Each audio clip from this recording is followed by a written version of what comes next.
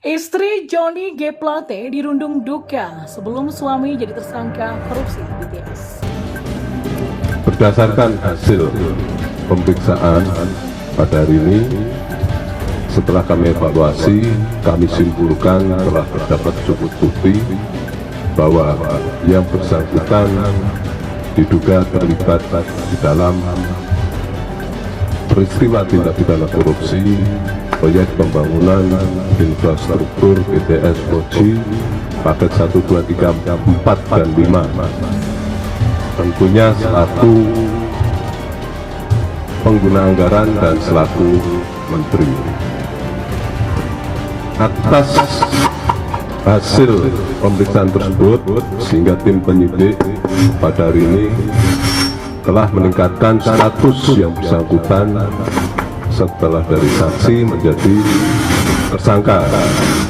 Penghitungan kerugian keuangan negara yang telah kami sampaikan beberapa hari terdahulu, kasus ini telah menimbulkan kerugian negara sebesar 8 triliun 32 miliar rupiah.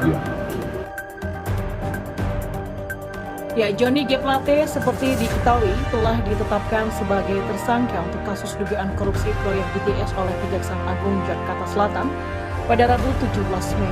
Diduga Johnny G. Plate melakukan korupsi pada pengadaan BTS 4G dan infrastruktur kota pendukung paket bakti Kominfo tahun 2020 sampai 2022 mencapai 8,32 triliun rupiah.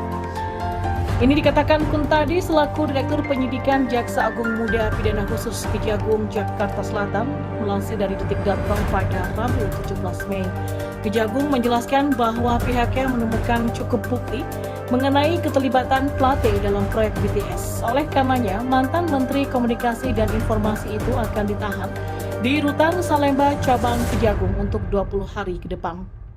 Berdasarkan hasil pemeriksaan pada hari ini, setelah kami evaluasi, kami simpulkan sudah terdapat cukup bukti yang bersangkutan diduga terlibat di dalam peristiwa tindak pidana korupsi proyek pembangunan infrastruktur BTS 4G untuk paket 1, 2, 3, 4, dan 5. Di sisi lain, istri Johnny G. Plate yakni Maria Ana dirundung duka setelah suaminya diamankan pihak kepolisian atas kasus korupsi proyek BTS. Hal ini terjadi karena ayah Johnny G. Plate yang juga mertua Maria Ana berpulang untuk selama-lamanya di Riau Manggarai, Nusa Tenggara Timur pada 25 Maret lalu. Oleh karenanya, Maria Ana masih merasakan duka mendalam karena suaminya diamankan oleh pihak kepolisian 2 bulan setelah ayahnya meninggal dunia.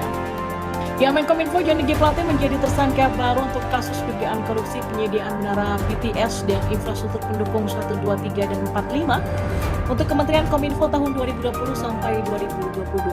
Di kasus dugaan korupsi BTS, Johnny G. Plate memiliki harta kekayaan yang melimpah.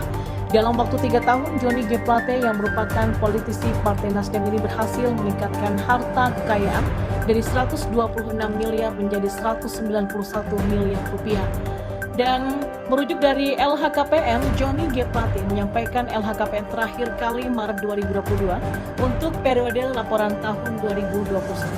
Jumlah harta kekayaan Johnny G. Plate per 31 Desember 2021 mencapai 191,20 miliar rupiah. Dibandingkan LHKPN tahun 2018, harta kekayaan Johnny G. Plate naik hampir 50%. Harta kekayaan Johnny G. Plate per 31 Desember 2018 hanya 126,76 miliar rupiah. Kemudian tahun 2019 harta kekayaan Johnny G. Plate naik menjadi 172,20 miliar rupiah, sedangkan tahun 2020 harta kekayaan Johnny G. Plate naik menjadi 189,97 miliar rupiah. Harta kekayaan Johnny G. Plate per 31 Desember terdiri dari tanah dan bangunan. Dan Johnny G. Plate juga punya aset tanah berupa bangunan sebanyak 46 unit yang tersebar di Jakarta, Kota Manggarai, dan Cilegon, Banten. Johnny G. Plate juga punya harta berupa alat transportasi senilai 460 juta rupiah, terdiri dari Toyota Alphard tahun 2013 dan Colt Truck pada tahun 2014. Total harta Johnny G. Plate adalah 201,59 miliar rupiah.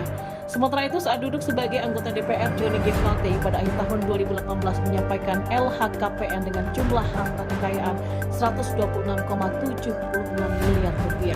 Sementara itu, Kejagung Sri sudah menetapkan 5 orang tersangka, salah satunya dari Direktur Utama atau Dirut Baktikom Info Anang Ahmad Latif AAL. Sementara itu, keempat tersangka lainnya adalah Account Director of Integrated Account Departemen Putih Waywetek Investment, Mukti Ali atau MA, lalu Komisaris PT Solitech Media Sinergi Iwan Hermawan atau IH. Kemudian Direktur